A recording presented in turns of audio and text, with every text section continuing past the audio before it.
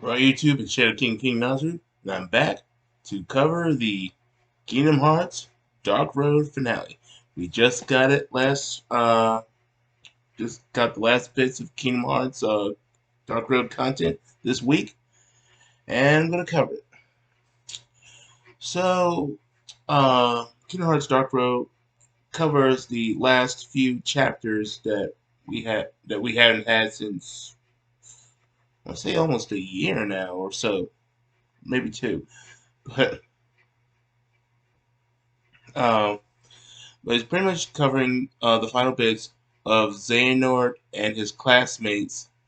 This is back when in the past, if for those who didn't know, uh, trying to find the upperclassmen as part of their assignment from their master Odin, and they go to the various worlds, such as the Dwarf Woodlands, uh, Agrabah, the Olympus Coliseum, and I think they also, yeah, I think they also went to the Chain Domain, the place where the Sleeping Beauty world is. And finally, it goes with Scala Akala. And while they're going there, um, we've had some things like Z- Xehanort trying to ask the magic mirror where the classmates were because it's supposed to be omniscient. And we also got this funny bit where uh, young Ericus was trying to ask the mirror how could he beat Xehanort in that game that's basically like chess.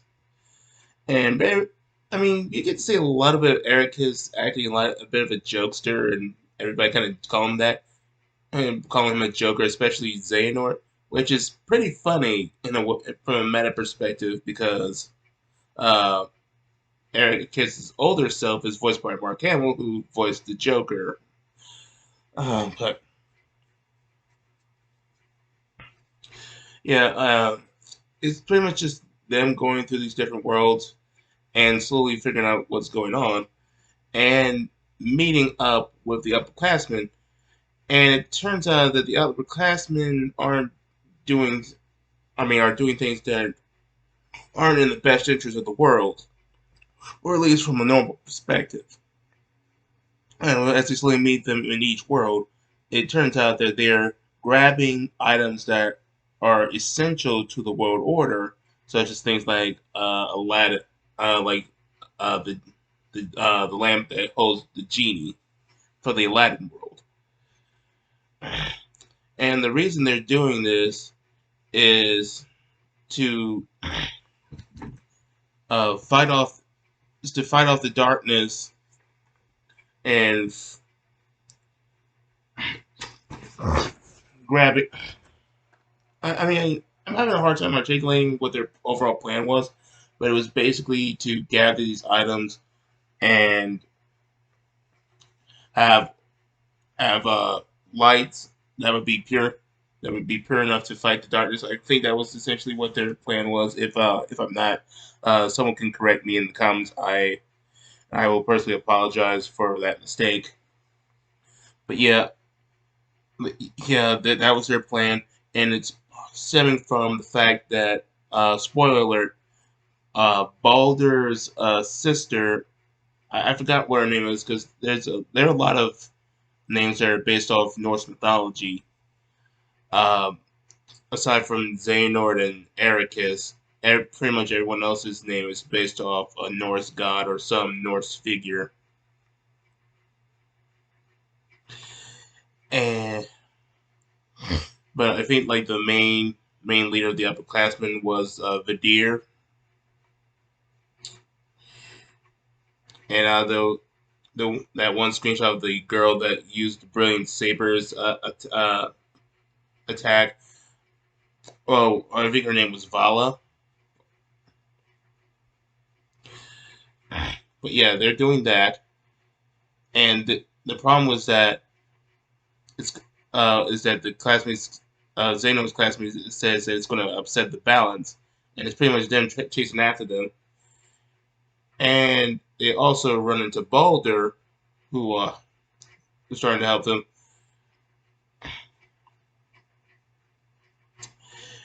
And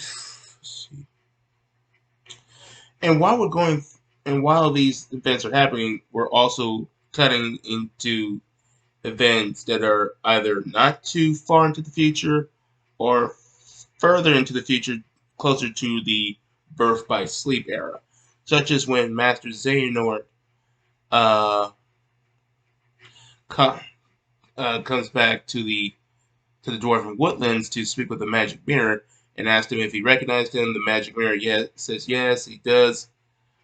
Um, he, he knows he recognizes him despite his old age and his lack of hair. He kind of mentions that he has a lack of hair, and Xehanort kind of jokingly comments that it's just a sign of my dedication to my path or to the darkness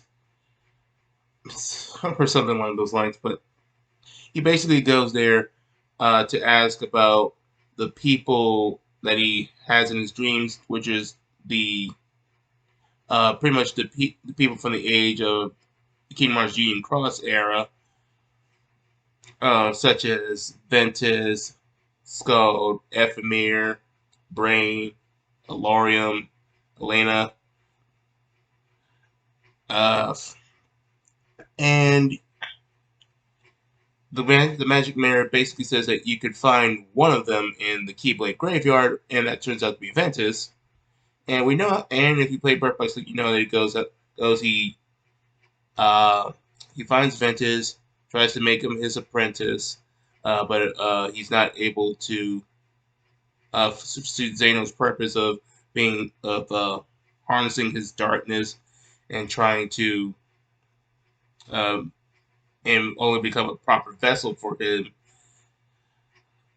So he decides because Ventus is too timid of his own darkness, so he decides to separate the two, and he separates the darkness inside Ventus into Vanitas, and Ventus is just a pure vessel of light.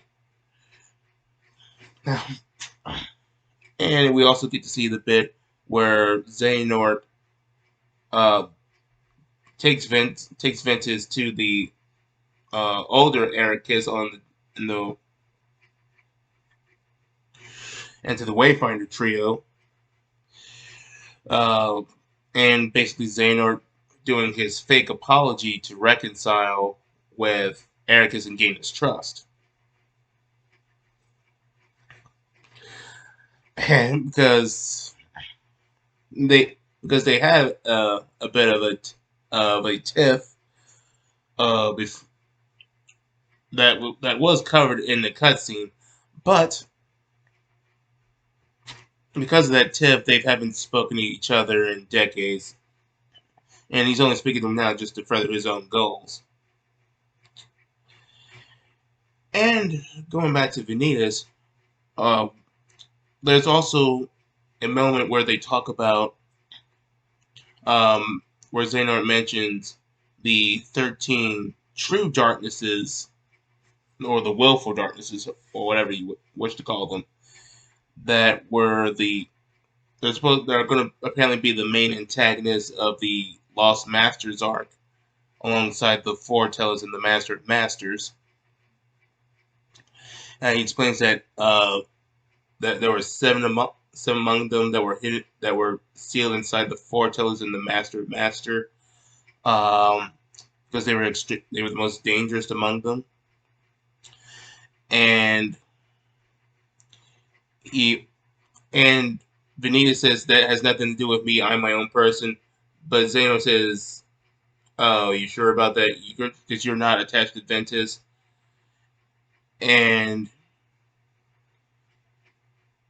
he Vanitas apparently doesn't remember, but it's heavily implied that Vanitas is the same willful darkness that the player, along with the Union leaders, which consisted of Skull, Ephemera, Brain, Lorium, and Ventus, that was the same darkness that they fought.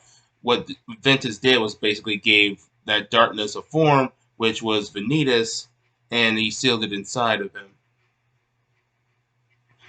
But due to going to the Ark and that messing with Ventus's memories, that also messed with Vanitas' memory, so he doesn't remember his actual existence. But I think but as of Kingdom Hearts 3, I think he pretty much started to remember his actual self. Um,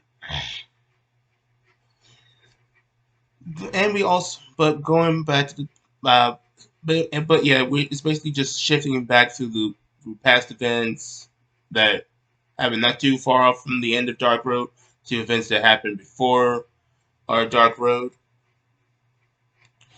and we do get a lot of reveals. Um, but it's basically in the world with Beauty and the Beast and the Olympus Coliseum after Xehanort and his classmates make a deal with Hades. Yeah, that never goes well. That that they start to realize things aren't going well.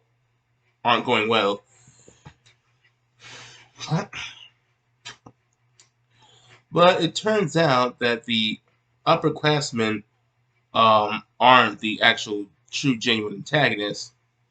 They're just really misguided. But the true main villain of the Kingdom Hearts Dark Road is the is Baldur. Yeah, it's the same Baldur that's named after the god of light in Norse mythology. He's the antagonist, but not quite so. It's that he's possessed by one of the willful darknesses, um, due to the fact that he fell into despair after the death of his sister by the hands of Maleficent, and the darkness wanted to help him destroy everything, and his plan is to uh, summon Kingdom Hearts to purge the whole universe, similar to like what Xehanort's plan was in Kingdom Hearts 3, except he was trying to remake the universe. Baldur wants to purge the universe, but instead of gathering 7 lights and 13 darknesses, what he's doing is having his darkness destroy 13 representations of light, which would be Xehanort's and his classmates. And this gets really, really dark as Baldur pretty much murks virtually all of them. The only ones left are Ericus, Xehanort, and Bragi, who I'm going to get into in a little bit. But it's basically them trying to stop his plans. And after they stop him and they kill him, but before he's killed off by Xehanort, he it turns out that Baldur's sister was hiding inside Xehanort's heart, and she is to talk sense to him and reconcile things with him before Xehanort puts it into this. And this leads to a great tragedy, and it's such so that Master Odin becomes so distraught by this that he decides to not take any more apprentices, and he's just going to have Xehanort and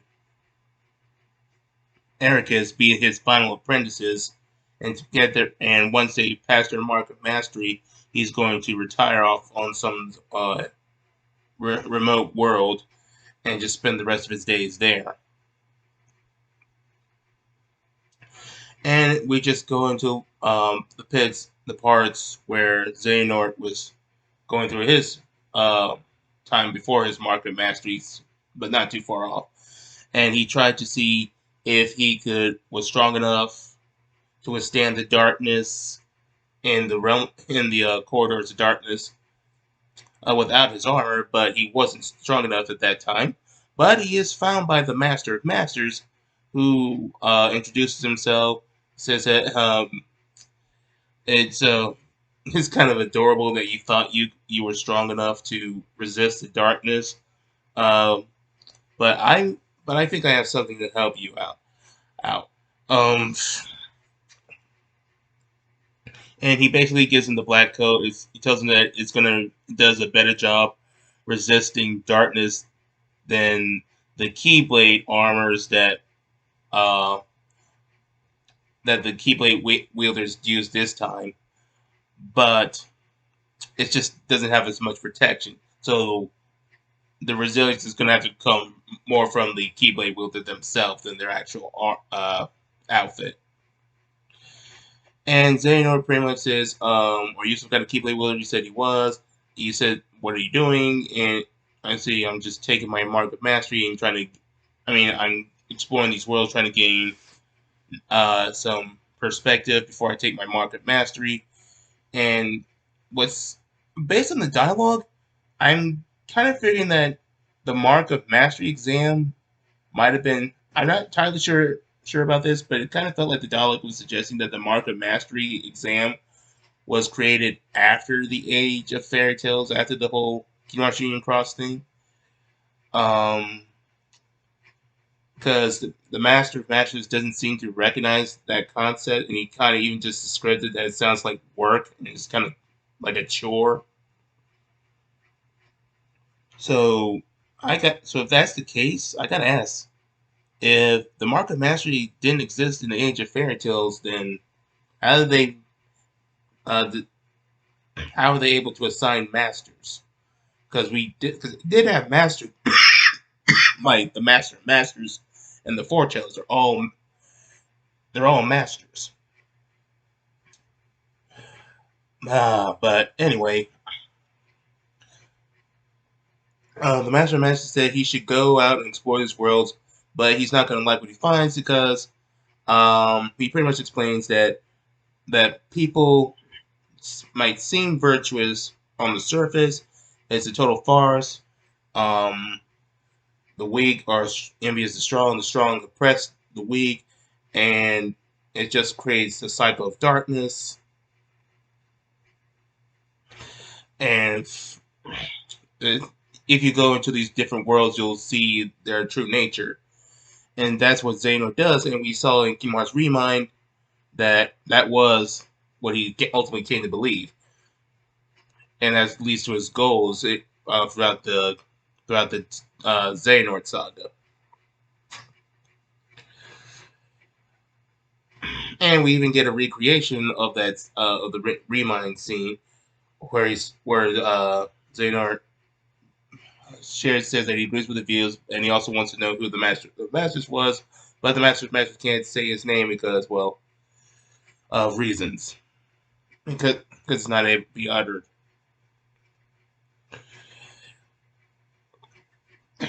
And let's see what else. And we do get the scene where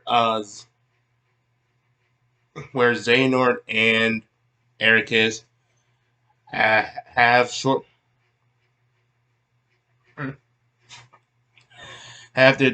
their talk shortly after passing the Mark of Mastery, and Xehanort has inherited the No Name Keyblade, while Ericus has inherited the Master Defender Keyblade, and they're basically talking about their viewpoints on how to deal with darkness.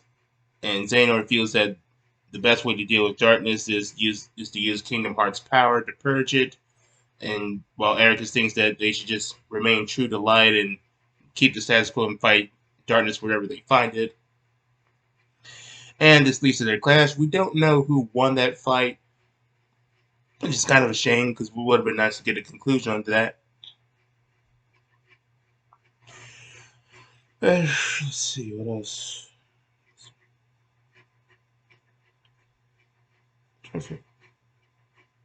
Trying to figure out there was.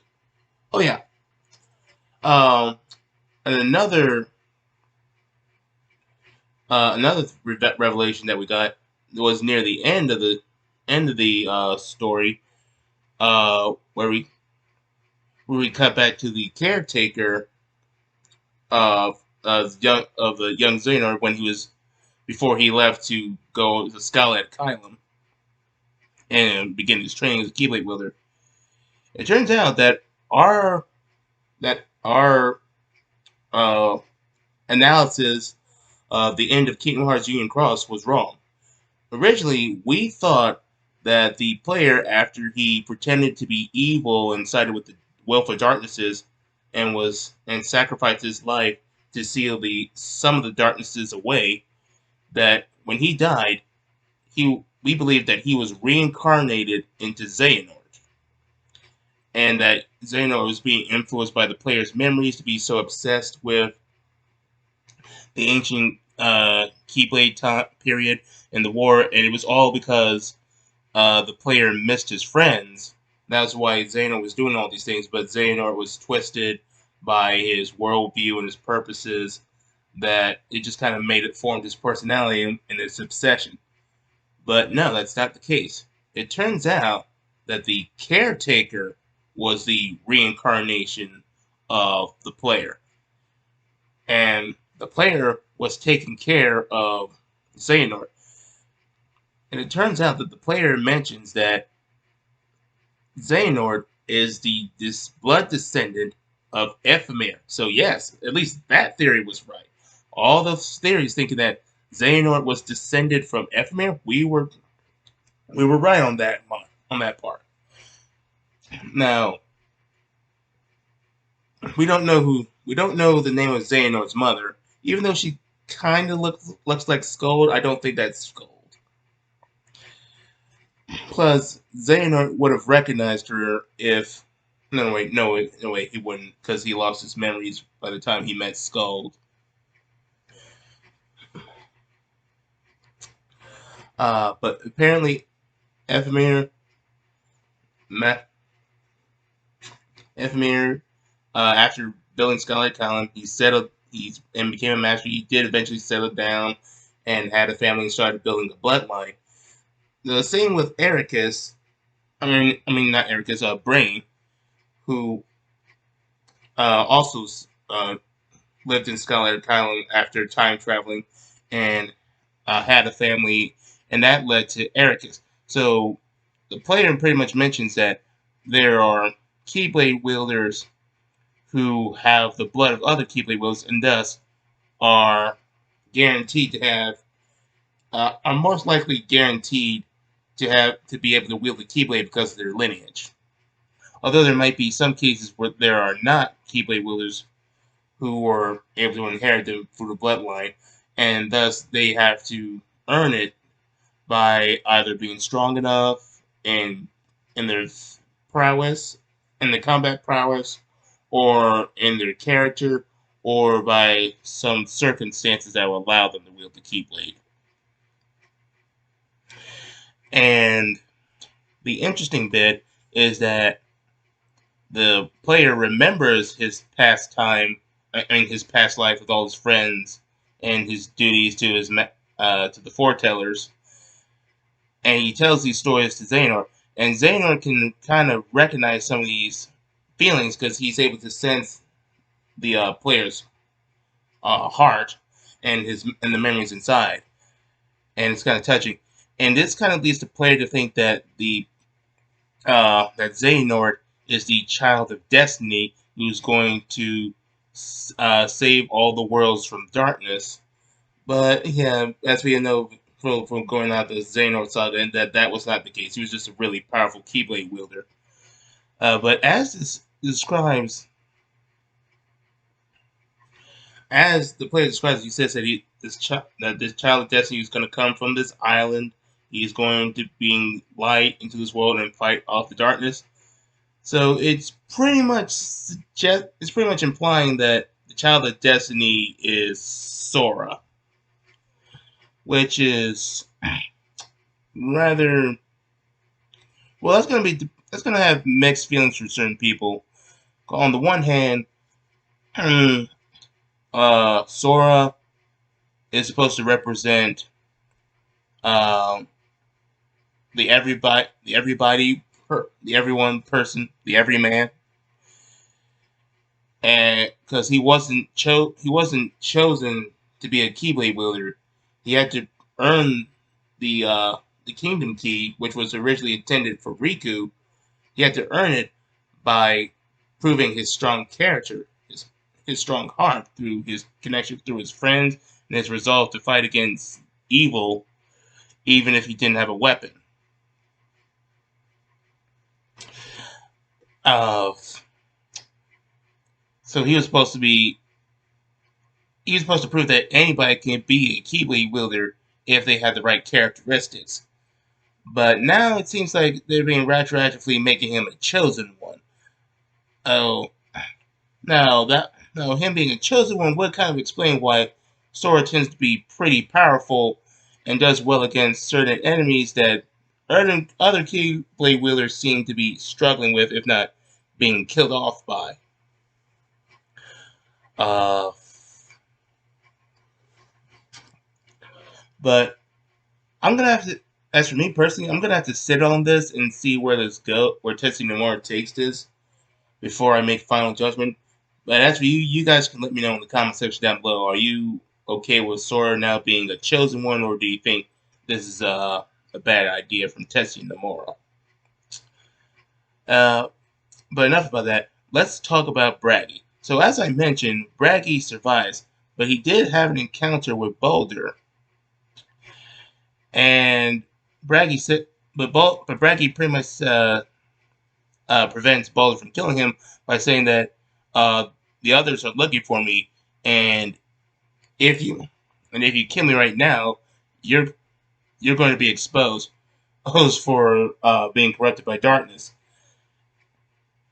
And Braggy pretty much said that he knew that Boulder was corrupted by darkness, so Boulder ultimately doesn't kill Braggy. But Braggy pretty much pretends that he's dead. But we near the end, we do get the twist after Xehanort and Ericus pay their respects to their fallen comrades. It turns out that Braggy is the was at that time the latest vessel for Lushu. So yeah, Braggy was Lushu just pretending to be one of Xehanort's classmates. And um, he sort of looks at all these.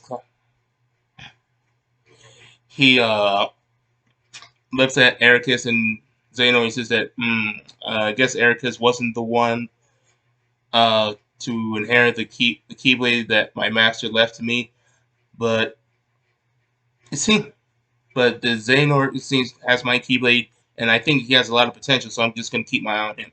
And we know that Braggy is going to go into the vessel of Braig, and he's going to be Xigbar. You know, come to think of it, we went to one vessel named Braig, and then another one came. I mean, one vessel named Braggy, and then another vessel named Braig, and then turned to Xigbar. Did he? Was Braig even the original name of the vessel that Lucius took? Because if not, then that just kind of makes seem that Lucius started getting lazy when he started taking over vessels and naming them.